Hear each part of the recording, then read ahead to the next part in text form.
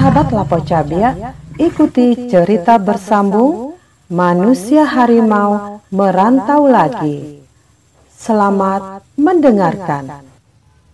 Beberapa dukun berilmu hitam mulai membenci dirinya.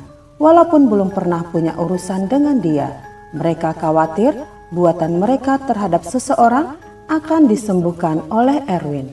Tetapi karena mengetahui bahwa Erwin mempunyai ilmu tangguh melebihi Ki Comblang yang amat terkenal dan kemudian lumpuh kaki dan tangan, maka mereka tidak berani mencobakan ilmu hitam mereka terhadap Erwin. Tetapi 3 orang dukun telah mengatur suatu pertemuan dan mufakat untuk menyingkirkan Erwin dari dunia, karena dirinya akan menyebabkan keampuhan dukun-dukun jahat ini mempunyai imbang yang amat tangguh. Ketiga orang berilmu dan berpikiran jahat ini mencari orang bayaran yang tidak sukar didapat. 2 bersahabat, Wardoyo dan Yongki, telah menyanggupi dan terima persekot 100.000, manakala sudah terlaksana akan terima bayaran lagi 100.000. Rencana mencelakai Erwin tidak dilakukan di Pondok Atmojo karena rumah-rumah di Pandeglang sangat padat, akan susah melarikan diri setelah pelaksanaan tugas. Tetapi dari penyelidikan beberapa hari, mereka mengetahui bahwa anak Mandailing itu agak sering juga keluar malam. Sekedar jalan-jalan atau sesekali nonton, memang akan terasa sangat sumpek tinggal digubuk menjelang kantuk. Wardoyo dan Yongki merasa beruntung sekali ketika pada suatu malam Selasa, Erwin keluar rumah. Sehebat-hebat dukun kalau diserang dengan senjata, apalagi oleh 2 orang jagoan yang mengerti berkelahi, pasti akan kewalahan. Kedua orang bayaran itu mengikuti Erwin untuk nanti di tempat yang sepi mencelakai Erwin. Erwin sama sekali tidak tahu bahwa ia dibuntuti. Dia tidak menyangka akan dianiaya karena tidak merasa menjahili siapapun. Tak lama lagi kita akan tiba di tempat yang tepat, kata Yongki. Wardoyo mengangguk sambil berkata bahwa pekerjaan sekali ini termasuk salah satu di antara yang paling mudah melaksanakannya dengan upah yang lumayan. Jangankan 200.000, dikala terdesak keuangan, 50.000 juga disanggupi. Tetapi tiba-tiba Wardoyo bertanya, "Kau dengar itu?" "Apa?" tanya Yongki. "Suara mendengus. Sudah 2 kali ku dengar. 2 kali aku menoleh, tidak ada apa-apa." "Khayalanmu, kalau kelihatan kita babat." Begitu ia selesai berkata, benar-benar ia pun mendengar suara dengus yang dikatakan Wardoyo. Yongki menoleh, tetapi ia tidak melihat suatu apapun. Bukan hanya itu, ia kini mendengar langkah-langkah berat Wardoyo juga mendengarnya. "Setan barangkali," kata Yongki. "Jangan heran kalau mereka agak takut. Jangan dikira orang bayaran pasti tidak takut pada apa yang dinamakan setan, iblis atau jin. Berani mereka cuma terhadap manusia yang bisa dilihat dengan jelas. Setan, iblis, dan jin tidak bisa dibunuh." Kini dengus dan langkah yang tidak punya rupa nyata itu bersuara, "Mau kemana kamu berdua?" Wardoyo dan Yongki menjadi lebih takut. Ini pasti benar-benar setan. Apakah karena yang mau dibunuh ini seorang dukun? Tetapi Erwin masih kelihatan jalan di depan mereka. "Kalian tidak akan melaksanakannya, tidak dapat. Kalianlah yang harus mati," kata suara ajaib itu. "Itu hanya khayalan kita," kata Wardoyo, coba menghilangkan rasa takutnya. Belum pernah rencana mereka gagal. Tetapi kini apa yang sama sekali tidak diduga menjadi suatu kenyataan yang membuat Wardoyo tidak bisa bergerak. Begitu juga Yongki. Di hadapan mereka telah berdiri seekor harimau setengah harimau, mukanya manusia dengan rambut dan misai putih. Ayah Erwin jalubuk. Wardoyo dan Yongki masih sempat menjerit, tetapi pada menit berikutnya mereka telah tiada. Hanya 2 mayat terbujur di sana. Erwin juga mendengar jerit tadi, tetapi ia meneruskan perjalanan, tidak mengetahui bahwa seekor manusia harimau sedang melakukan pembunuhan ganda. Karena hari belum larut malam, maka malam itu juga orang telah menemukan mayat Yongki dan Wardoyo. Ketika polisi melakukan pemeriksaan, tampang mereka bukan asing, telah pernah beberapa kali ditahan, tetapi tidak pernah sampai ke pengadilan karena ketiadaan bukti atas tuduhan yang ditimpakan atas mereka. Beberapa orang yang biasa hidup keras di Surabaya mengenal mereka pula sebagai orang-orang bayaran yang bersedia melakukan apa saja. Kematian mereka segera menjadi pembicaraan banyak orang karena bekas-bekas luka yang ada pada tubuh mereka lain daripada yang lazim ditemukan pada orang yang dibunuh atau dianiaya. Tiada bekas senjata tajam, tidak pula ada bekas tembakan peluru. Leher dan dada Wardoyo serta Yongki mengeluarkan banyak darah oleh luka bekas kuku, tajam dan dalam.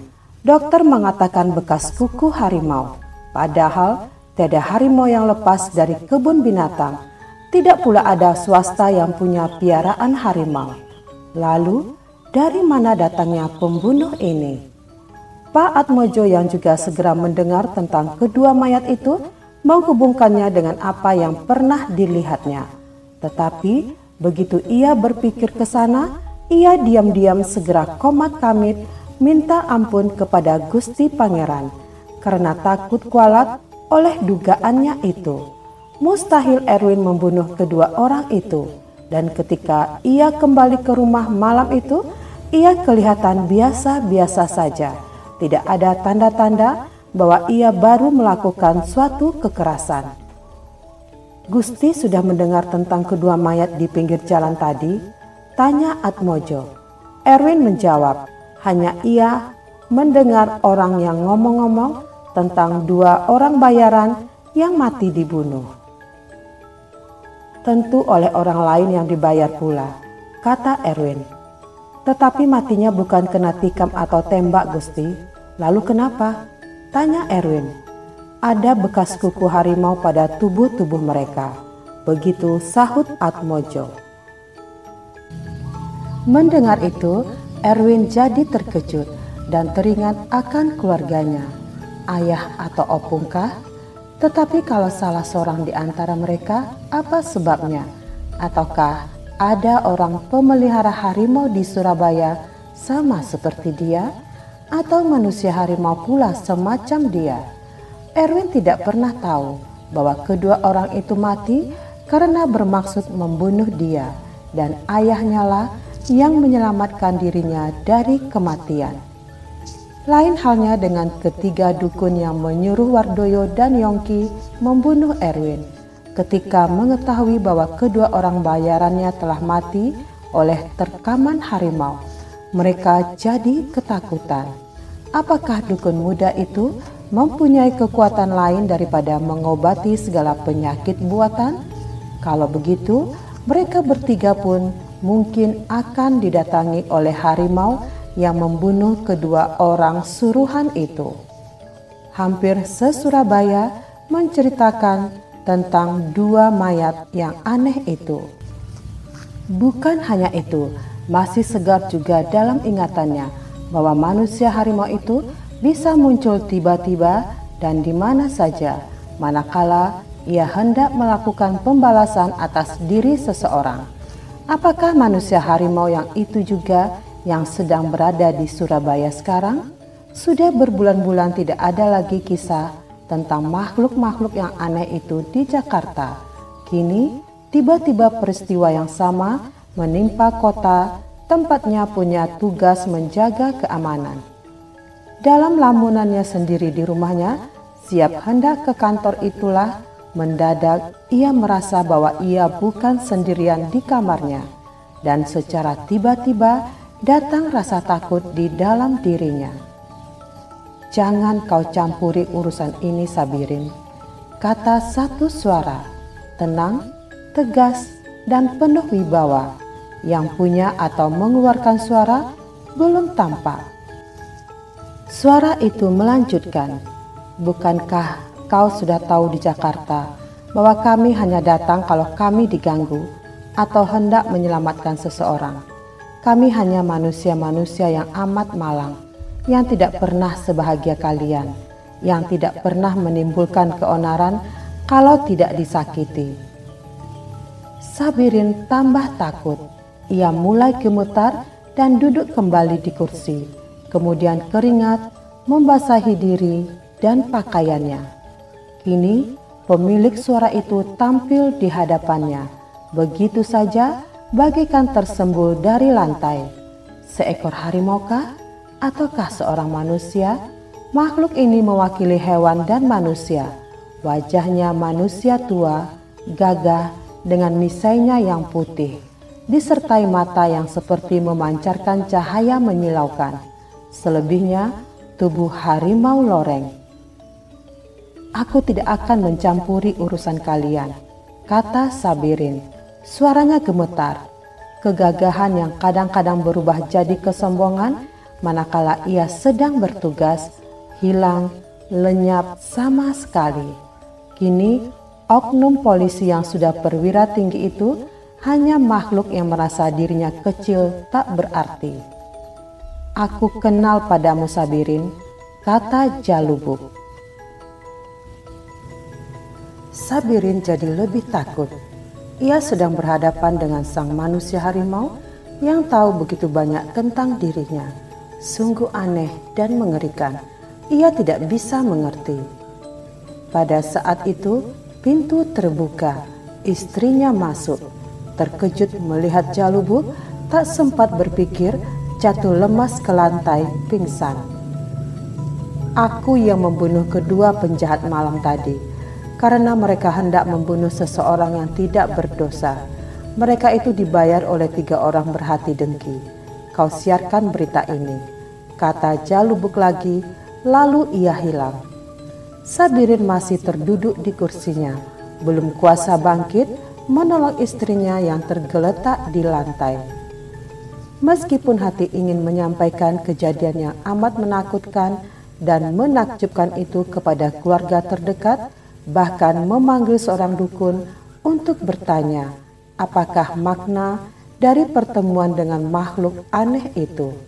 Tetapi atas nasihat suaminya, nyonya besar yang dilahirkan sebagai Raden Ajeng Kesumaningsih terpaksa menyimpannya sebagai rahasia besar di dalam dada.